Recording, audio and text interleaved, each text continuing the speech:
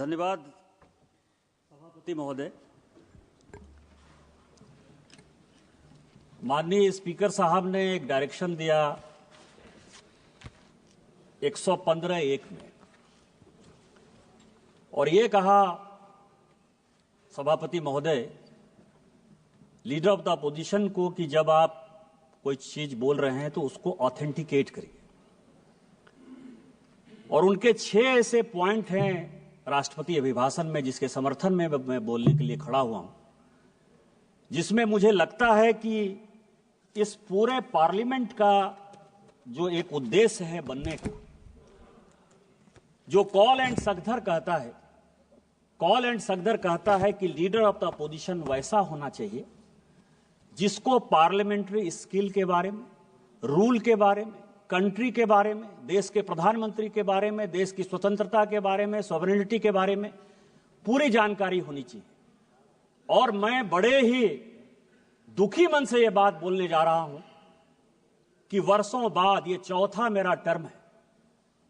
इस चौथे टर्म में मुझे पहली बार एक ऐसा लीडर ऑफ द अपोजिशन दिखाई दे रहा है जो दुनिया में भारत कैसे कमजोर हो, देश के कैसे टुकड़े हो, किस तरह की विदेशी ताकतों के साथ मिलकर यहां की सोसाइटी को बरगलाया जाए, गलत बयानी किया जाए। और इस पार्लियामेंट में 105 जो हमको मिला हुआ अधिकार आर्टिकल 105 में फ्री एंड फेयर डिस्कशन का, उस फोरम का मिसयूज करके पूरे देश को गुमराह किया जाए। इसीलिए आपके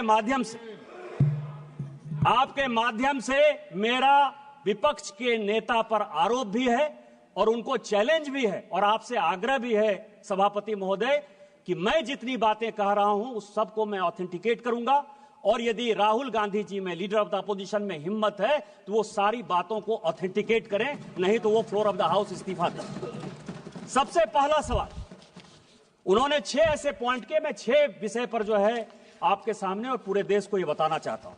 सबसे पहले उन्होंने कहा कि this phone is not made in India, this phone is assembled in India. और ऐसे करके जो है उन्होंने फोन दिखाया सर, ये फोन ऐसे दिखाया सर।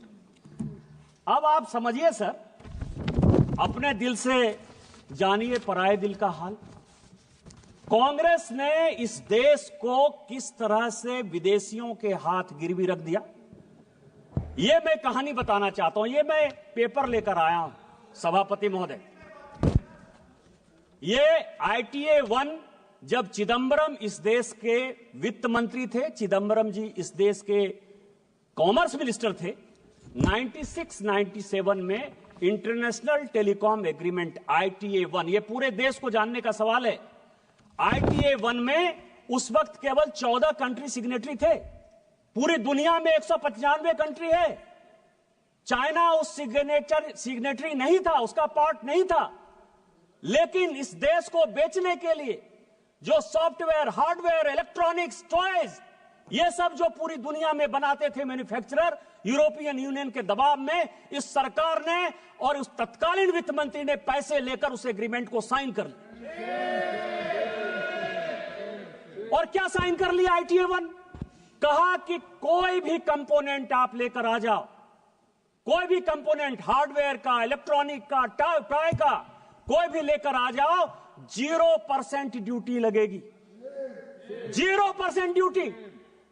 और जब आप वो एग्रीमेंट साइन कर लिए, धीरे धीरे करके सभी चीजों पर 0% ड्यूटी हो गई। टॉय पर हम नंबर 1 हुआ करते थे, खिलौने सभी चाइनीज आ गए।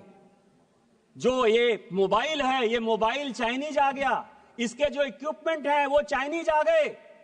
आपने जब देश को बेच दिया, संजोग से ये पीयूष गोयल जी आ गए, कॉमर्स मिनिस्टर हैं, तो रोपा पेड़ बबूल का आम कहां से हो? आपने देश को बेच दिया, गिरवी रख दिया। 2014 के बाद जब इस देश में माननीय प्रधानमंत्री बने, उन्होंने कहा मेक इन इंडिया को आगे करेंगे, हमारे देश में मैन्युफैक्चरिंग सेक्टर आगे जाएगा। सारी टेलीकॉम कंपनियों को उन्होंने कहा आज तो असेंबलिंग हो रही है। और पीयूष गोयल जी मुझसे ज्यादा बोलेंगे कि 2015 में जब ITA 2 आया कि इसको साइन करना है, तो माननीय पीयूष गोयल जी ने जाकर, इस सरकार ने जाकर माननीय प्रधानमंत्री जी के आदेश पर ITA 2 का सदस्य आज तक हम नहीं बने, और यही कारण है कि हम आज इस मोबाइल के नंबर 1 मैन्युफैक्चरर हैं। आप ऑथेंटिकेट करो। आप AI की बात कर रहे हो, आप प्रधानमंत्री को मैन्युफैक्चरिंग समझा रहे हो, प्रोडक्शन समझा रहे हो, कंज्यूमर समझा रहे हो। आपने जो देश को गिरवी रखा, आपने जो देश को बेचा, यदि आपके पास प्रमाण है कि माननीय प्रधानमंत्री जी ने यहां के मैन्युफैक्चरिंग सेक्टर को नहीं बढ़ाया, चाइना को उन्होंने बैन नहीं किया, आज चाइना को कंपटीशन यदि हम नहीं दे रहे हैं, तो आप ऑथेंटिकेट करो, नहीं तो आप देश से माफी मांगो कि आपने माननीय प्रधानमंत्री जी के इमेज को खराब किया। दूसरा बॉर्डर का सवाल है। फिर मैं कहूंगा सर, मैं कई एक किताब कोट करके आया, उन्होंने कहा बॉर्डर में चाइना जो है लेके चला गया। वैसे राजीव रंजन सिंह जी मुझे बहुत कह रहे थे कि चौकीदार वाला बात कहा और सुप्रीम कोर्ट के जजमेंट से जो है भाग गया। ऐसे ही भगौड़ा है, झूठ बोलने की आदत है, कभी झूठ बोल दिया और कहीं दबाव आ गया तो वापस चले जाते हैं। लेकिन इस देश के बॉर्डर और सैनिकों के लिए बहुत इंपॉर्टेंट बात है। क्या बात कहा उन्होंने सर, कि माननीय प्रधानमंत्री जी, जिनके पीछे वो तीसरी बार देश के प्रधानमंत्री बने, 140 करोड़ लोगों का जो विश्वास है वो माननीय प्रधानमंत्री पर है, इसीलिए तीसरी बार उनको प्रधानमंत्री बनाया। दुनिया के फोरम पर जब वो जाते हैं तो आज दुनिया में चाहे रूस यूक्रेन वार हो रहा हो, चाहे यूरोपियन यूनियन में परेशानी हो रही हो, चाहे इजराइल में परेशानी हो रही हो, फिलिस्तीन में परेशानी हो रही हो, पूरी दुनिया भारत की तरफ देखती है। लेकिन ये किसने पैदा किया? मैं लेकर आया हूं सर आचार्य कृपलानी। सभी को जानने वाला सवाल है, आचार्य कृपलानी कांग्रेस के बड़े नेता थे। उनकी वाइफ सुचेता कृपलानी जो है उत्तर प्रदेश की मुख्यमंत्री भी बनी। कांग्रेस पार्टी से आचार्य कृपलानी ने इस्तीफा क्यों दिया? यह देश को जानने वाला सवाल है। जब पंचशील के समझौते पर, हिंदी चीनी भाई भाई के नाम पर, जब नेहरू ने पंचशील एग्रीमेंट साइन करने का विचार किया तो आचार्य कृपलानी ने कांग्रेस में उनका विरोध किया। उन्होंने कहा आप देश को बेच रहे हो, आप तिब्बत को उसके साथ जाने के लिए मजबूर कर रहे हो, आप हमारे ऊपर एक दुश्मन को पैदा कर रहे हो और ये चलने वाला नहीं है, और एक दिन चाइना हमारे ऊपर अटैक करेगा। इस गांधी परिवार ने नेहरू जी के नेतृत्व में आचार्य कृपलानी को ही कांग्रेस से बाहर कर दिया। इतनी ही बात नहीं, जब इन्होंने ये बात कही कि प्रधानमंत्री जी कुछ बोलते हैं और जो आर्मी के चीफ हैं या सेना के जो जवान हैं वो अलग बात बोलते हैं, मैं कोट कर रहा हूं सर, उस वक्त के जो एयर मार्शल थे, फील्ड मार्शल थे रॉबर्ट्स, उसने कहा पंचशील के इस सिद्धांत के बाद चाइना हमारे ऊपर अटैक करेगा और हमारी आर्मी इतनी मजबूत नहीं है कि हम उसका मुकाबला कर पाए। जब यह स्टेटमेंट बाहर आया, इसी फ्लोर पर नेहरू जी ने कहा कि आर्मी के जो लोग हैं वो गलत बयानी कर रहे हैं, मुझे अपने देश पर भरोसा है और मेरे पास इतनी सेना की ताकत है कि हम किसी भी देश का मुकाबला कर सकते हैं, चाइना क्या बात है। यह मैं उनका स्टेटमेंट 1960 का इसी फ्लोर ऑफ द हाउस पर जो है उन्होंने दिया है, उसको मैं कोट कर रहा हूं।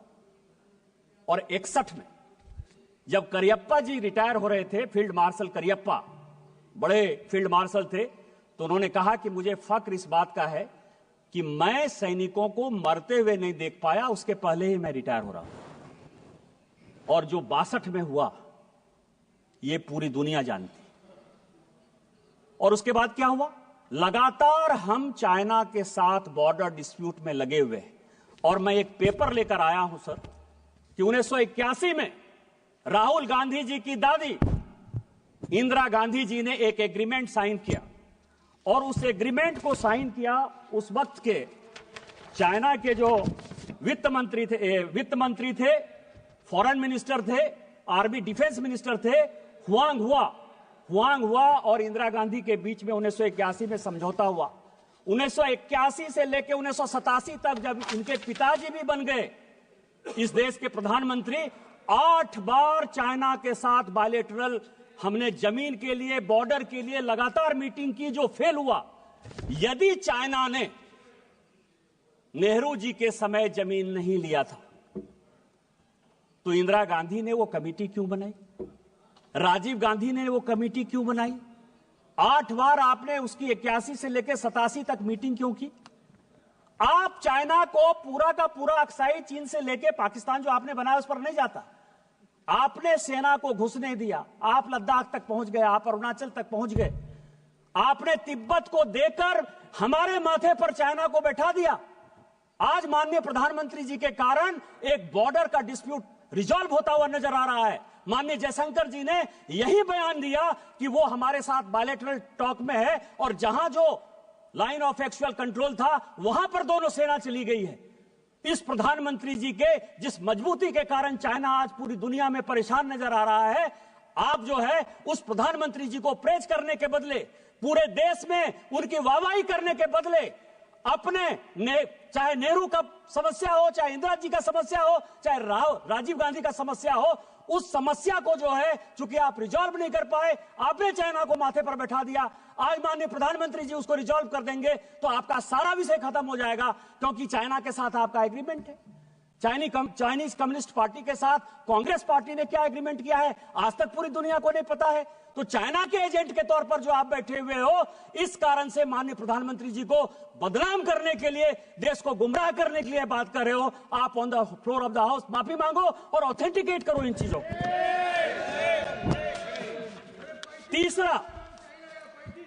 तीसरा बात उन्होंने कहा सर जयशंकर जी के बारे में, अमेरिका के बारे में, कि हम जो है, जयशंकर जी लगातार जाते रहे कि माननीय प्रधानमंत्री जी कैसे जो है ट्रंप से मिलेंगे।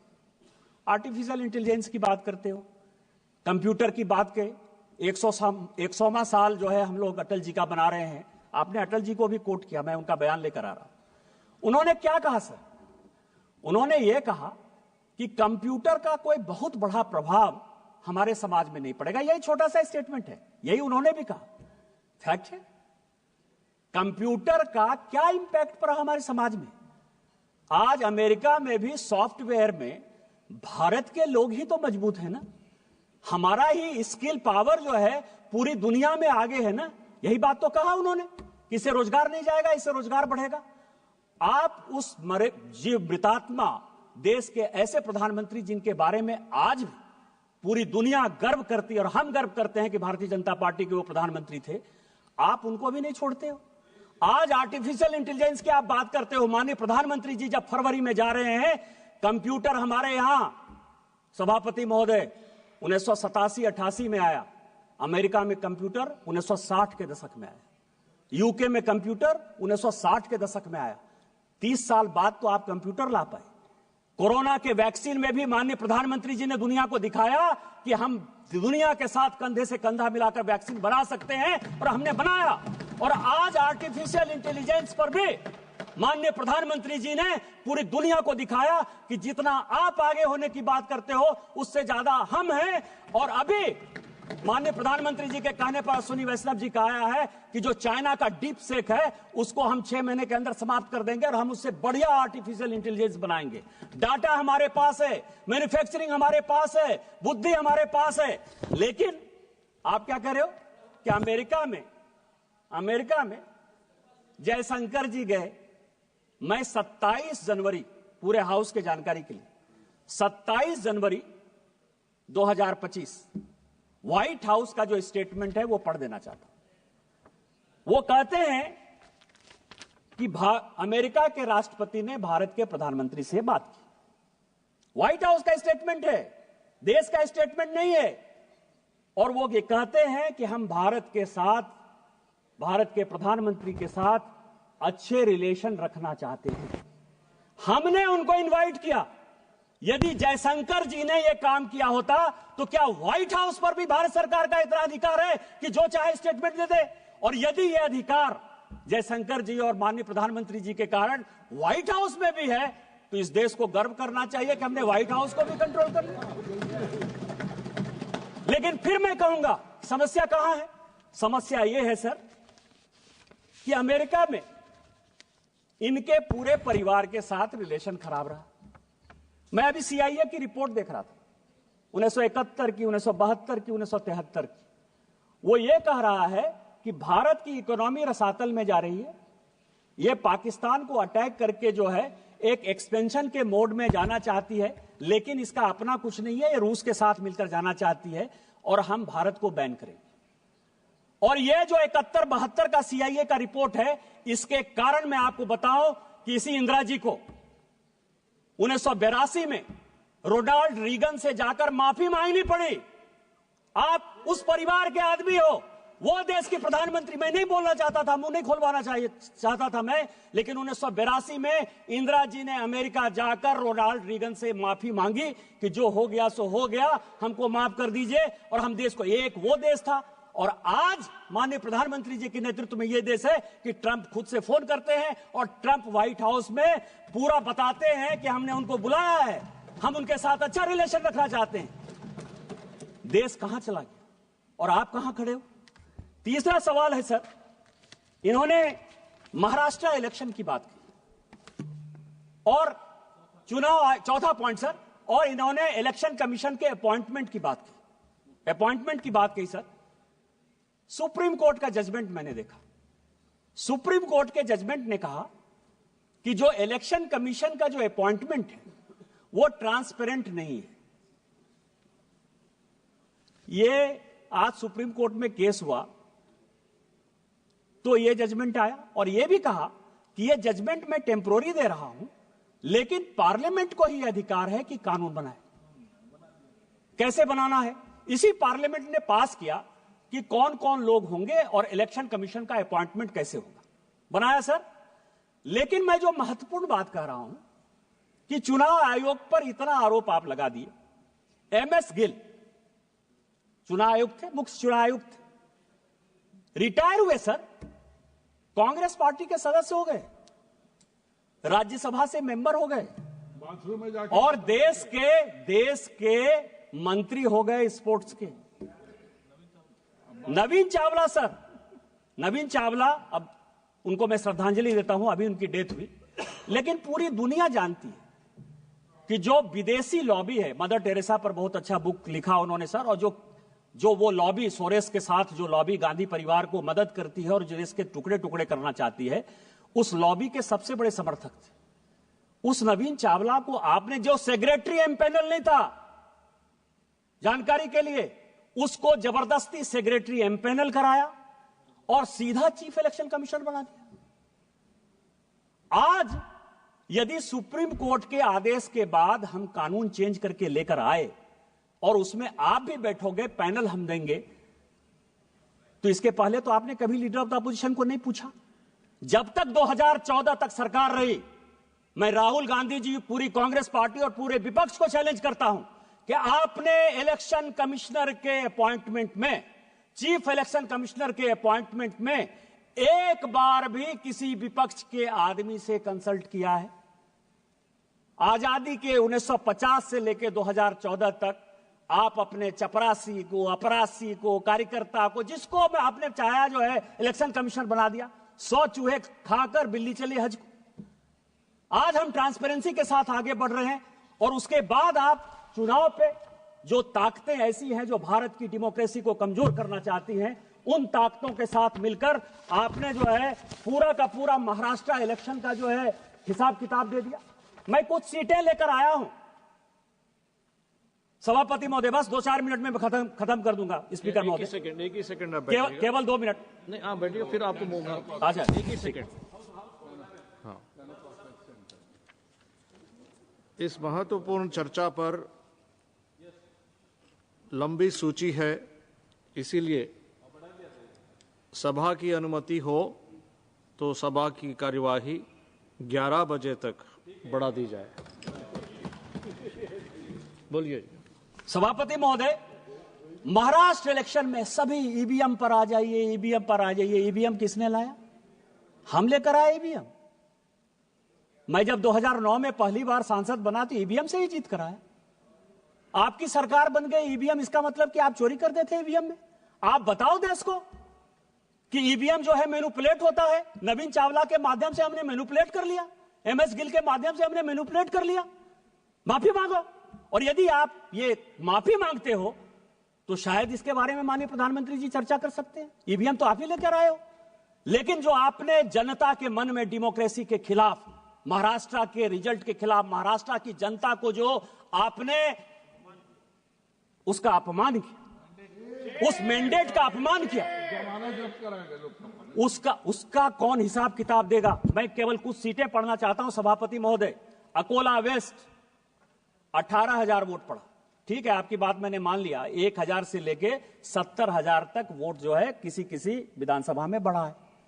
अकोला वेस्ट 18,000 वोट बढ़ा, जीती कौन? कांग्रेस। नागपुर वेस्ट 22,000 वोट बढ़ा, जीता कौन? कांग्रेस। नागपुर नॉर्थ 23,000 वोट बढ़ा, जीता कौन? कांग्रेस। यवतमाल 13,000 वोट बढ़ा, जीता कौन? कांग्रेस। मालेगांव 40,000 वोट बढ़ा, जीते कौन? ओवैसी साहब की पार्टी।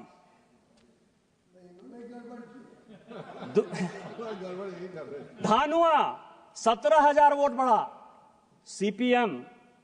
भिवंडी 40,000 वोट बढ़ा, समाजवादी पार्टी।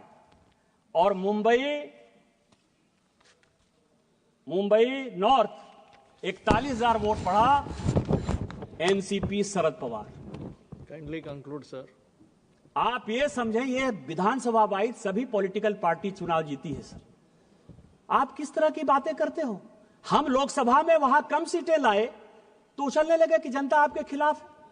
और आज जो है, हम जब जीत गए तो आप जो है जनता को गुमराह कर रहे हो, इस डेमोक्रेसी के खिलाफ, इलेक्शन कमीशन के खिलाफ। और जो टुकड़े टुकड़े गैंग के आप सरदार हो, उस टुकड़े टुकड़े गैंग में इस देश को टुकड़े टुकड़े करने की जो साजिश है वो आप कर रहे हो। आप ऑथेंटिकेट करो कि आपने जो है गलती की और आप जो है गलत बात बोल रहे हो। इसके बाद सर लास्ट पॉइंट, मैं लास्ट पॉइंट, एक और बस अंतिम पॉइंट सर, कि जातिगत जनगणना हो, ओबीसी को अधिकार मिले, एससी को अधिकार मिले, एसटी को अधिकार मिले, इससे कोई भी आदमी परहेज नहीं करता है। उस तेलंगाना का ही जो जनगणना आया है हाउस के लिए, 54% पर जो माननीय प्रधानमंत्री जी ने यहां कहा, और यह देश को जानने वाला सवाल है, खासकर पिछड़ों को और अति पिछड़ों को जानने का सवाल है। इस देश में 27% रिजर्वेशन इसलिए मिला है कि ओबीसी का पॉपुलेशन 54%। आज जो तेलंगाना की रिपोर्ट आई, जो आपका भी राज्य बगल का पड़ोसी राज्य है सर, वो कह रहा है कि 46% ओबीसी। क्या होगा? और उसमें क्या कर रहे हैं? वो मुसलमानों को जोड़ दे रहे हैं। ओबीसी में वो मुसलमानों को जोड़ रहे हैं। माननीय प्रधानमंत्री जी ने कहा है कि जब तक मैं इस देश का प्रधानमंत्री हूं और भारतीय जनता पार्टी का एक भी कार्यकर्ता है, वो ओबीसी के आरक्षण को बैकडोर से कभी भी मुसलमानों के पास नहीं जाने देगा। ये जो वोट बैंक की राजनीति है, इस वोट बैंक की राजनीति यही करने के लिए प्रेरित कर रही है। पिछड़ा, जिस पिछड़े की बात कर रहे हो, उस पिछड़े का सबसे बड़ा नेतृत्व करता माननीय प्रधानमंत्री खुद सामने बैठे थे। ये आपको दिखाई नहीं दिया कि ओबीसी इस देश का प्रधानमंत्री है? अरे उस आदमी को तो मनमोहन सिंह जी की अभी डेथ हुई है ललन जी, उनको वो भी नहीं दिखाया कि माइनॉरिटी के आधार पर 10 साल मनमोहन सिंह जी एक माइनॉरिटी इस देश के प्रधानमंत्री थे।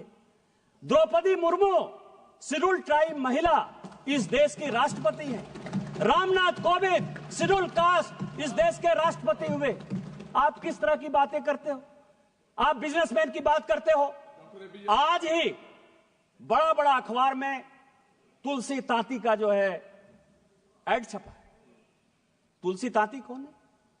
शेड्यूल कास्ट नहीं है, टाटा माइनॉरिटी नहीं है, पारसी नहीं है, अडानी जी जैन नहीं है, वेदांता के अनिल अग्रवाल साहब जो है वो ओबीसी नहीं है, क्योंकि हमारे राज्य से आते हैं, वहां तो मारवाड़ी भी ओबीसी है।